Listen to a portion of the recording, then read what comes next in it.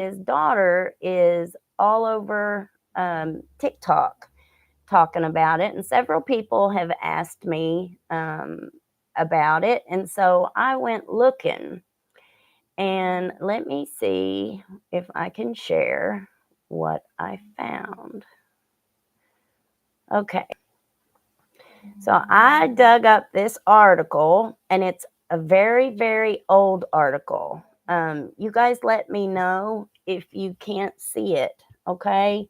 Or if I go out on my mic. I appreciate y'all very much. Um, so let me get back to this article. I'm going to go up to the very top and show you.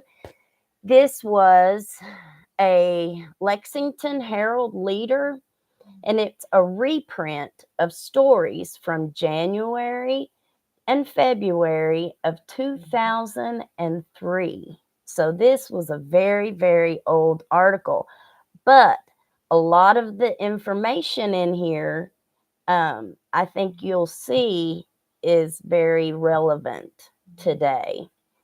And I'm not going to read it all, but I am going to go down here. Let's see, special report, and I'll read a few of the big parts, and then we'll go straight into the Letcher County part. Special report, prescription for pain. Nobody knew how bad Eastern Kentucky's prescription rug problem was. The Herald Leader revealed that the region was the painkiller capital of the United States, and nobody, not the doctors, the cops, the court system, or society, was doing anything to stop the abuse. All right, it's kind of hard to read. I put the links to these in the description of this live. So if anybody wants to go and pull it up themselves, you can. This second page, courts in drug cases, plenty can and does go wrong. All right, and then it gives a little key there. The verdicts are in. The State Administrative Office of the Courts in Frankfort gathers data from circuit court clerks on how criminal courts across Kentucky conduct business. The Herald Leader analyzed nearly 6 years of the agency's data related to how courts handle rug cases. More than 39,000 cases in all from 1996 through early 2002. The newspaper used the data to pinpoint counties where cases were allowed to continue for longer than 18 months, where conviction rates were low, where dismissal rates were high, and where probation was granted frequently. Because the data are reported by elected circuit clerks throughout Kentucky, state court administrators said they can't vouch for their accuracy. Okay, and let's get down here. Court's confusion aids the accused. Now, this was really when the rug problem really got bad, was when they were doing these articles. It really, like, I had to go on a deep dive to find this. All right, look here. In Magoffin County, prosecutor's office loses tapes. Police lose confidence. In Owsley County, wrong interpretation of the law leads to 40 cases in dismissal. Let's see.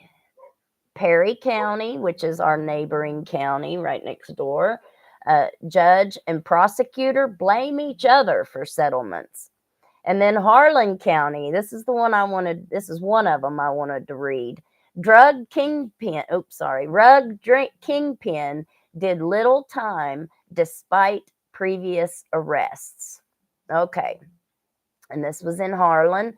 This was originally published February 2nd in 2003.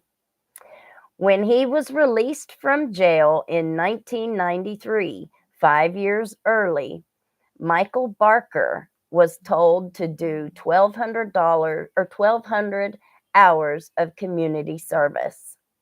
I knew Mike Barker. I think I'm from Harlan County originally. And I think just about everybody who lived in Harlan County at that time knew Mike Barker. He was a great big guy. All right. Among the options, Harlan Circuit Judge Ron Johnson ordered he can make public speeches on what can happen to someone who deals in rugs. Court records don't say whether Barker made any speeches. If he did, Barker might have said, "I became a kingpin." For years, according to a federal indictment, Barker got away with building a $1 million rug trafficking business based in Harlan County.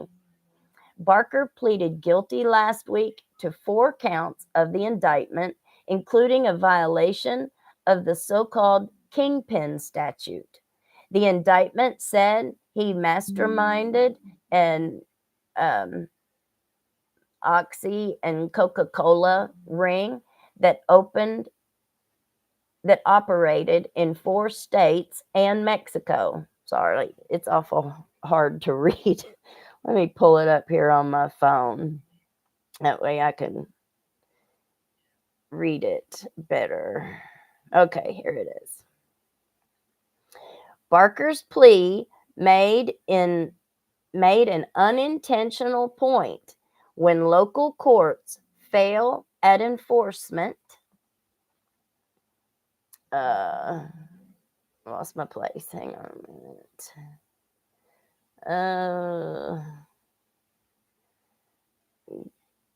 See. Fail at enforcement, they help the illegal rug trade grow. While news releases announced Barker's arrest last fall, none of them mentioned that before the federal court got its hands on Barker, he escaped serious punishment in Harlan Circuit Court twice. Barker was incarcerated after pleading guilty in 1993 to selling more than 20 pounds of Mary Jane, but records show he was soon released on court-ordered probation. One condition of the probation was that he commit no other offenses for 5 years. A little more than 4 years later, Barker was back in court, charged with planning a theft and receiving stolen property, an $1,800 circuit breaker. He entered an Alford plea to a merged charge, meaning that he denied his guilt but admitted there was enough evidence to convict him.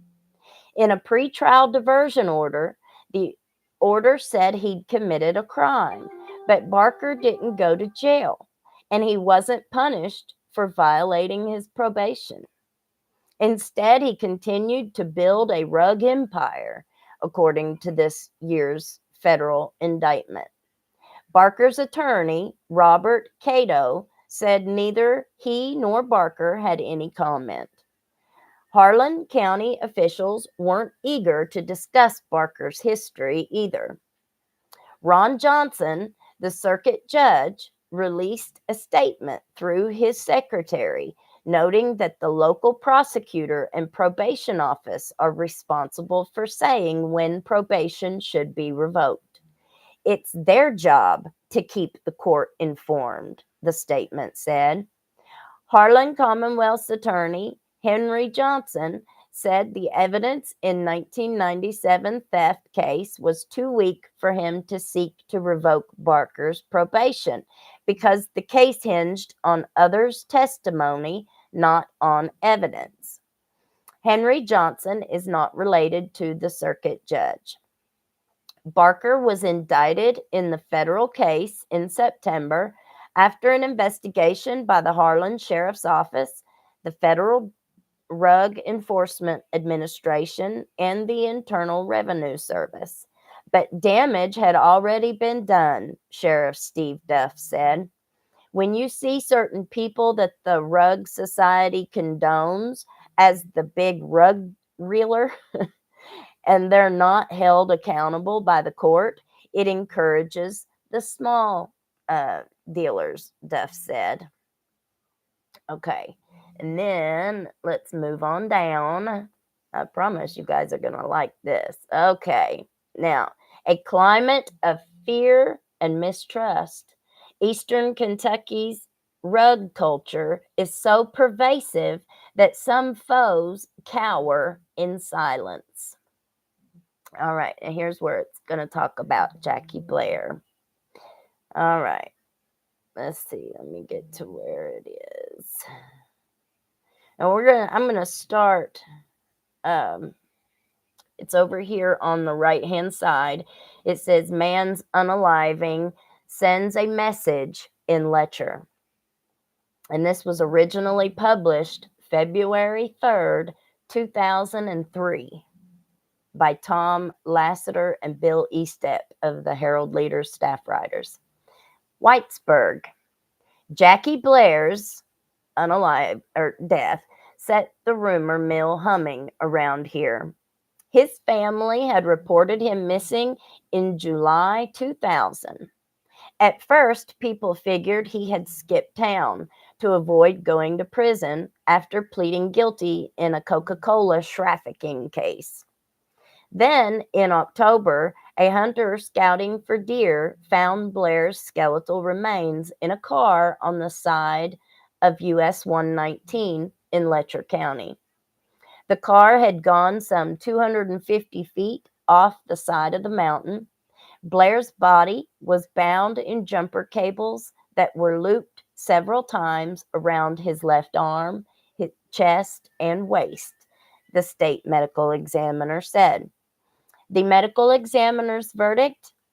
Homicide by undetermined means. People quickly concluded that someone unalived Blair because he had squealed to the cops about big-time rug reelers. Even though police insist Blair never told them about any rug activity except his own. He didn't tell us anything about where the rugs were coming from because he didn't know. Well, kind of sounds like he told you something, just not that, because he didn't know, said Danny Webb, the Letcher County sheriff. Webb was in charge of the Kentucky State Police's hazard post when Blair's body was discovered and oversaw the investigation. He said there was no proof whatsoever that there was a big conspiracy to unalive Jackie Blair. In Letcher County, though, the body of Jackie Blair is taken as a warning. Snitch on rug reelers and you risk your life. It's a classic example of how the cycle of community suspicion often hampers law enforcement and the courts in Eastern Kentucky. There's such a distrust of the system, informed by both fact and fiction, that many people are willing to believe conspiracy theories. Those theories, in turn, increase the level of distrust.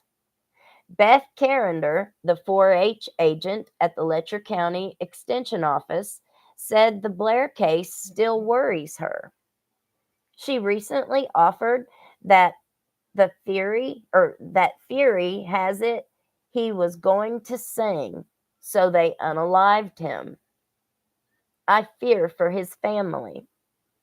Maybe he was going to tell on somebody, said Delbert Anderson, the Letcher County coroner.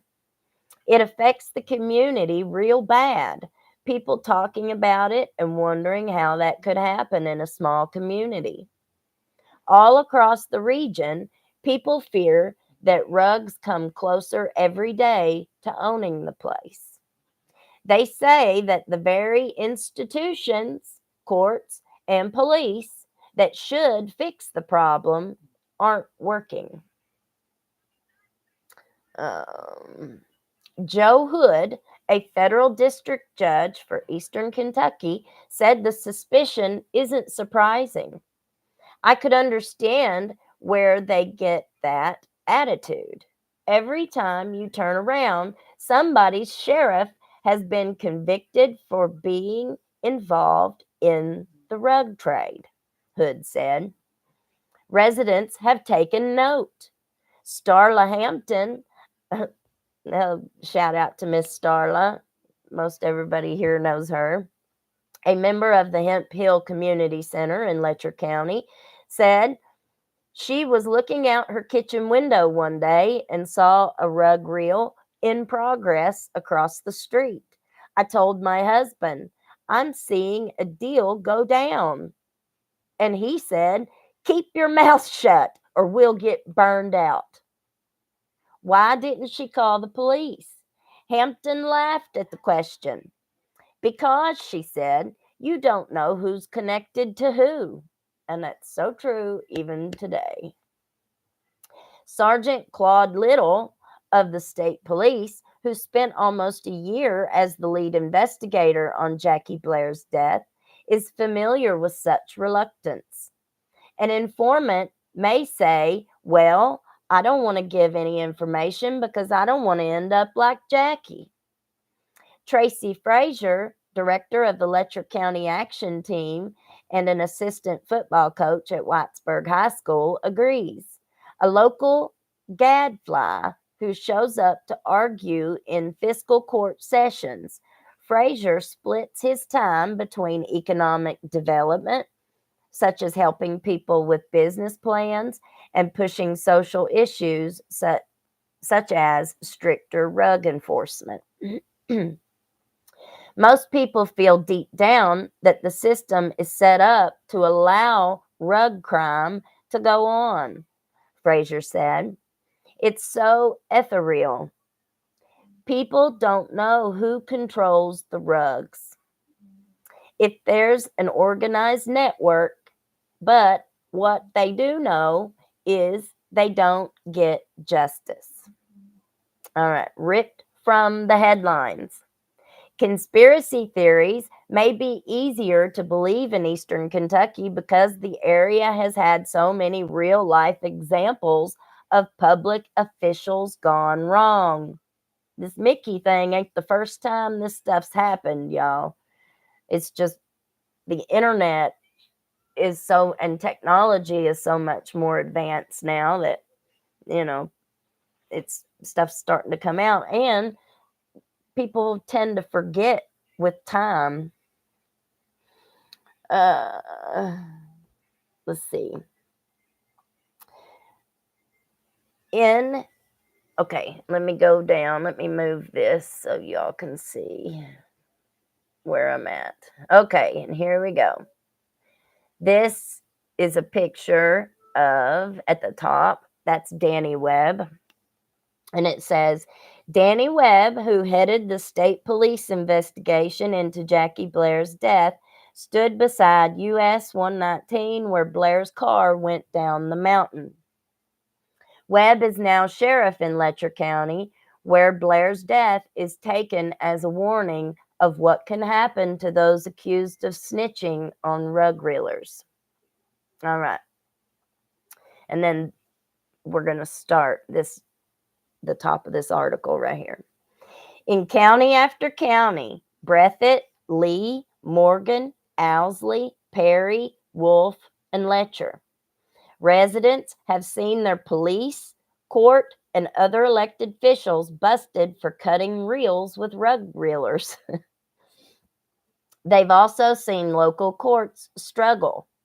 A Harold Leader analysis of court data found that the 6 worst counties in the state for prosecuting rug crime in circuit court were all in Eastern Kentucky. During 1993, people in Letcher County read news accounts of their circuit judge, Larry Collins, being sentenced to 5 years for accepting a bribe of money and Mary Jane to protect a rug reeler. In 2000, they read that the police chief from the small Letcher County community of Fleming Neon, Danny Neal Yance, pleaded guilty in U.S. District Court to a bank robbery and firearm charge. That's right here, and we all know him. As part of Yance's plea deal, several other charges against him were dropped, including conspiracy to rob a local pharmacy and possession of a controlled substance. Although the pharmacy charge was dropped, the court ordered Yance to make restitution of $1,957.55 to the business, Family Drug of Neon. We all know the owners of that pharmacy, but they're no longer there. They closed down recently. Overrun by rugs. Let's see. Do I want to read that one? Yeah, I guess so. We'll read that one too. Across the region, people from all walks of life fear their society is being taken over by rugs. On a gravel road in Bonnyman, just north of Hazard in Perry County, Della Fletcher sat on the front porch of her mobile home last summer, stringing green beans. She blamed all kinds of crime on the area's appetite for rugs. I know one thing, this is a thieving place, she said. They stole our heat pump and started to remove the hot water heater. And that's true. They'll steal anything that ain't tied down.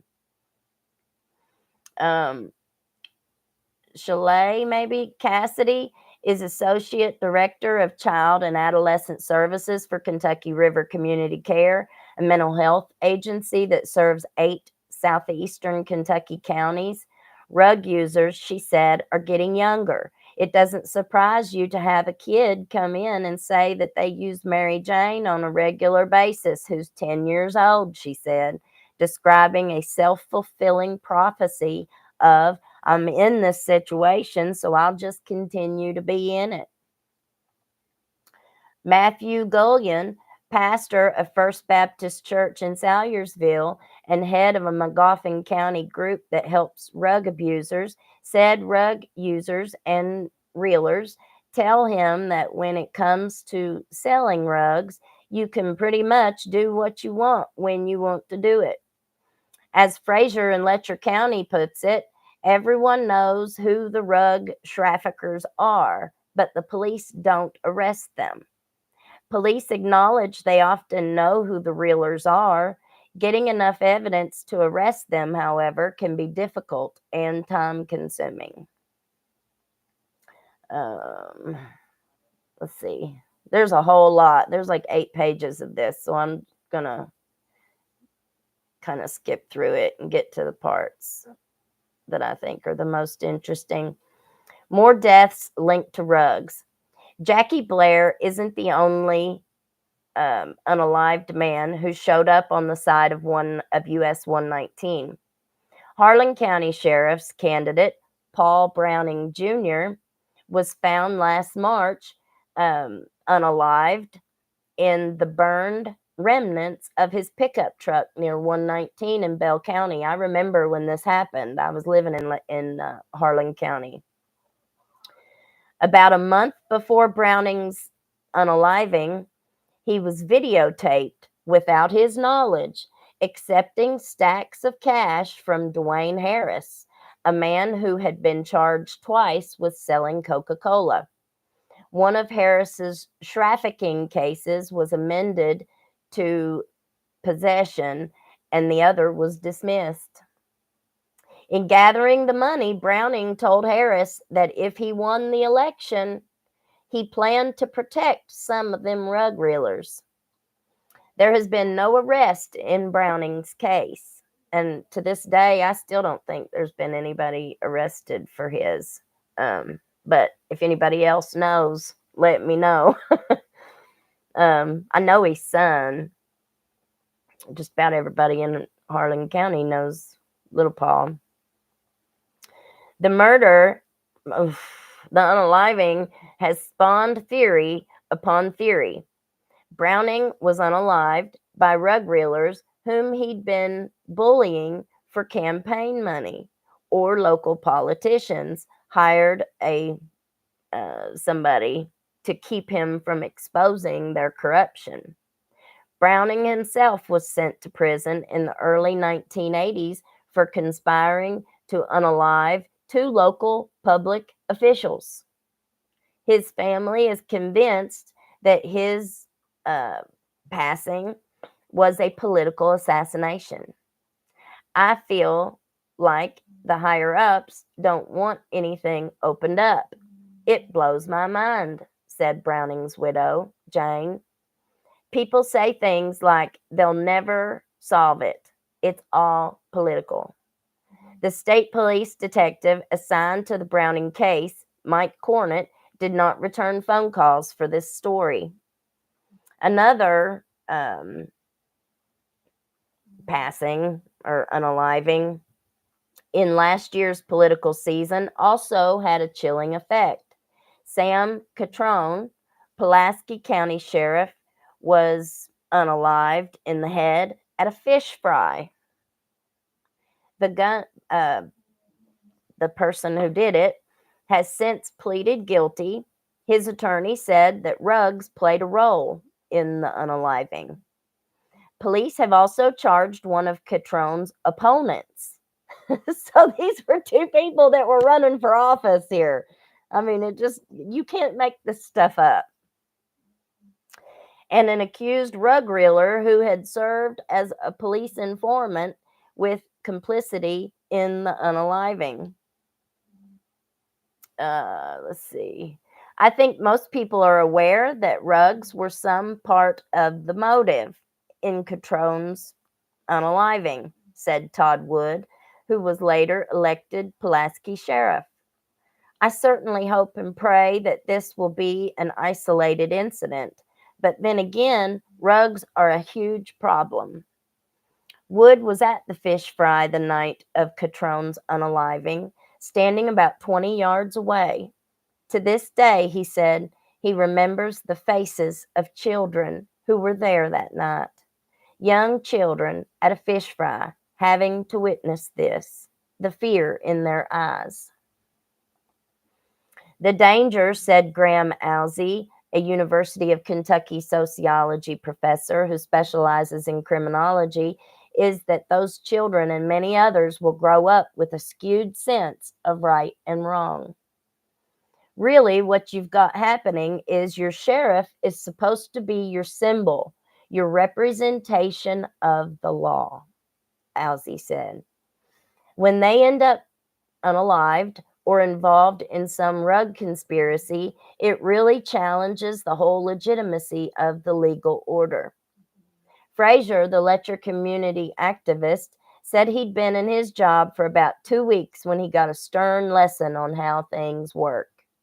While attending the state's 1999 high school basketball playoffs in Lexington, Frazier said he was approached by someone, he wouldn't give a name, with a message from Letcher County's rug establishment. People were tired of hearing Frazier preach about law enforcement needing to crack down. They told me they'd unalive me or have me set up if I didn't shut my mouth, Frazier said.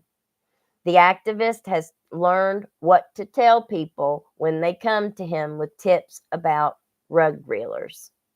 It's a liability for you and your family to go public, Frazier tells them. People around here feel like if you stick your neck out, it'll get cut off. And a lot of times it does. Man, that's sure the truth. That is sure the truth. Anytime, it's been my experience, anytime anybody says anything as an advocate, if you get out, if you are any kind of a community advocate, you better watch yourself, because you'll make a lot of enemies fast. Rug suspects arrest. Let's see. Let me move this down. I think this is fascinating. Rug suspects arrest involves trio of sheriff's candidates. I think that's going to be about, that's in Paintsville. This was published February 3rd, 2003. Last May, a man accused of reeling rugs quickly bumped up against 3 candidates for sheriff, one of whom was campaigning amid accused reelers in jail. The strange criminal case of John Keaton, who is charged with manufacturing and trafficking meth, I forgot what word I used, meth, shows that Eastern Kentucky's rug problem sometimes converges with its politics in unusual ways. First on Keaton's schedule was incumbent Sheriff Bill Whitten, whose deputies were stationed outside his house at Sitka early in the morning of May 20th trying to serve a warrant. The second candidate was Joe Keaton, John Keaton's brother. Joe Keaton was summoned by Whitten's deputies to talk his brother into surrendering quietly. I was the man who went into the house and got my brother, while these 16 officers stood around the gate, Joe Keaton, 38, said. I don't want to see my brother unalived. Police took John Keaton to the Big Sandy Regional Detention Center at Paintsville and put him in a cell with 14 other inmates, including 11 others who had been rounded up in the pre-election rug sweep. The prisoners were sitting there in their orange jail uniforms when another candidate for sheriff was escorted into the cell area. Inmates were ordered outside the cell, where they stood in a line to meet candidates. Ray Pennington, John Keaton said. He said he'd do anything he could to help them out, John Keaton said. I sort of looked at him, and he looked at me, but I didn't shake his hand. I've been in jail a few times, but I've never seen anything like that before. Pennington, a convenience store owner, acknowledged campaigning at the jail, but said none of the inmates refused to shake hands. He also said he didn't make any promises to any of the suspected rug reelers. I have never courted rug reelers for votes, he said. He added, I hate rugs. Johnson County jailer B. Joe Hill, a political ally of Pennington, said he couldn't recall the candidate's exact words. But the thing I remember is he said he was running for sheriff and would like to have their family's support, Hill said. It's not clear whether he got it, but he didn't win. Pennington finished second behind Whitten in the Republican primary for sheriff. Joe Keaton came in third. John Keaton was released on bond and then indicted in December by a Johnson County grand jury on rug trafficking and meth charges. He was considered a fugitive until his arrest last week. His case is pending.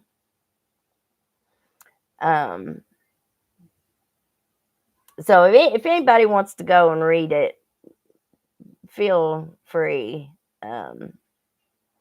I think it's just absolutely hilarious. If we had this many issues in our political landscape that many years ago, you'd think that somebody would have come in here and investigated that stuff. Somebody who's not from here, somebody who doesn't have any kind of conflicts. I just think it's unbelievable. Okay, and then I wanted to run over here and see. Blair's. So I'm responding to this question. Is your dad's case a cold case, or did they close the investigation? The investigation is still open.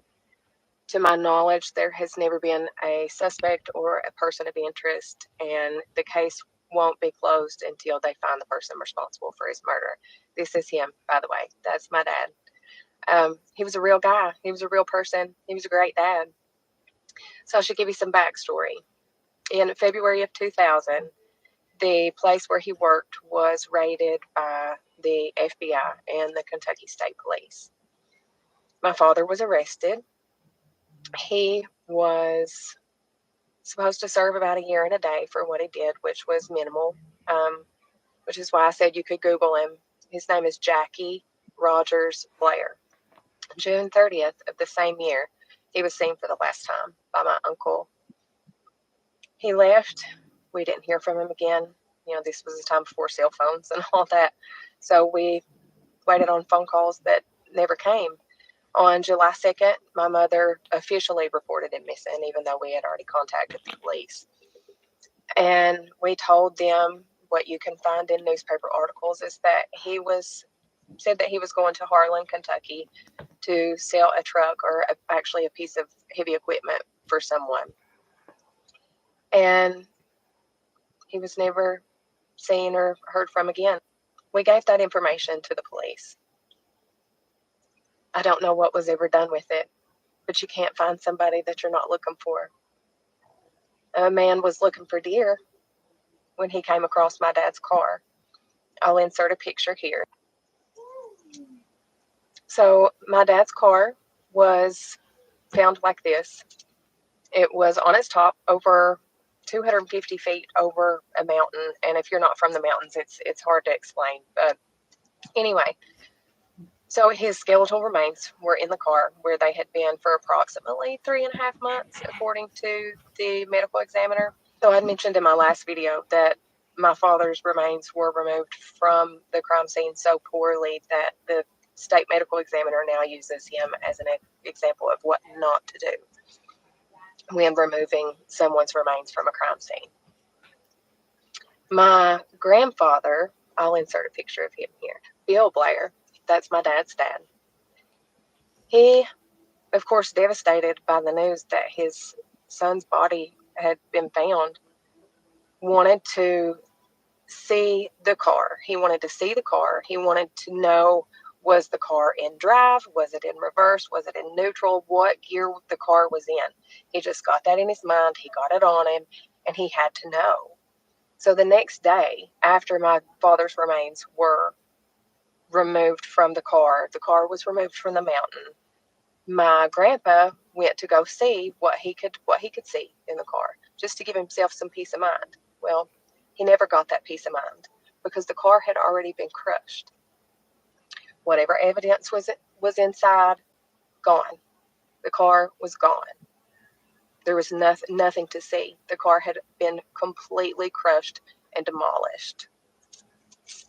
So this is the cover of his autopsy report. You can see that his cause of death was ruled homicide by undetermined means. I'm sure it would have been hard to determine the cause of death when someone's skeletal remains were exposed to the elements for 3.5 months. But one thing that was found that stuck out to me was that almost every single rib that he had was broken peri-mortem.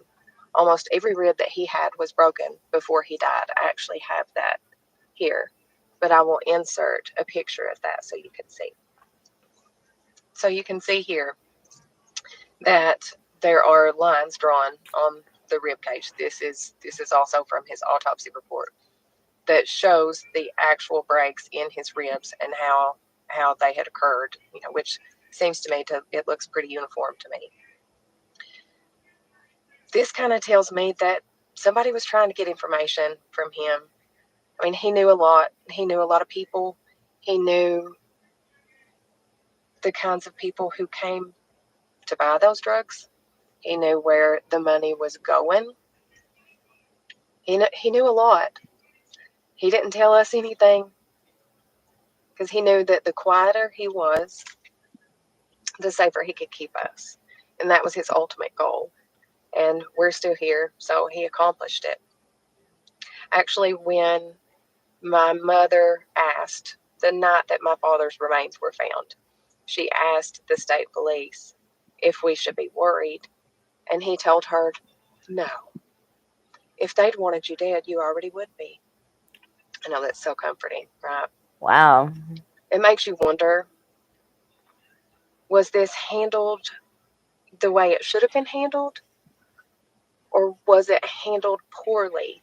If so, was that out of incompetence or was it intentional?